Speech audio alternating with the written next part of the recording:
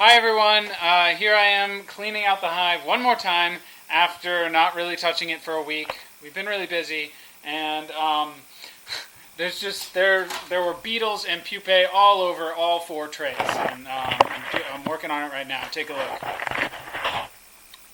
That one right there is mostly pupae. These are all the beetles. I've already taken out the pupae area because there weren't any. They had all hatched into beetles. This is the next generation of worms. They're super, super tiny. And this is the last generation of worms that grew from the beetles. Okay, as I may have mentioned before, we are not strictly paying attention to the exact timeline that the manual suggests, where you move everything down or up or however your system is every 18 days to harvest and take out the new generation. We have been explaining in our videos how that works, and I do trust that that does work, having gone through this process myself. But our situation was a bit unique. We got the worms in China. We ended up buying, I think, a lot more than traditionally comes in the starter kit with the hive. So we ended up with quite a few more beetles than we would have. We're kind of just going through this in an experimental way, trying to help you guys as well. And so we haven't been, you're not supposed to eat your first generation, so we've just been letting everything grow into beetles, and look at how many beetles we ended up with. And after doing all the pupae harvesting for this week, those are all going to hatch into beetles as well. And we are now left worm-wise with this amount of worms. I've combined all 3 trays. As I said, I am not going with the traditional harvesting schedule because all of these worms are worms that we are not going to eat. These are all worms that are going to grow into beetles or die. As you can see, some of them in there are dead.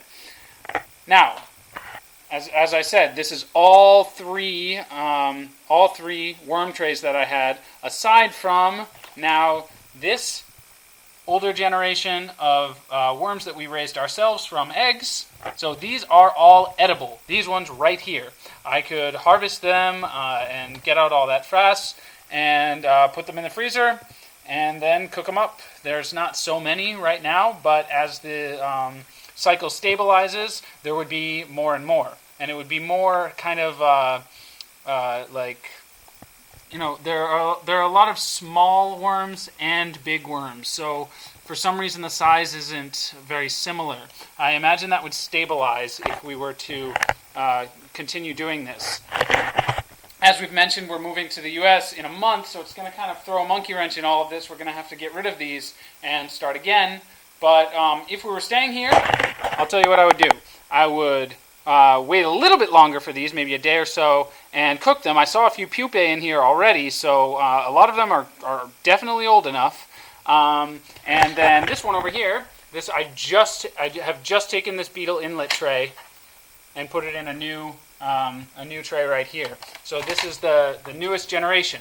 This would be the one that at 0 should be 18 more days until they're ready to eat. So there you have it. This would be my youngest tray. This would be the edible tray, and those pupae that I showed you up there would be the next generation of beetles.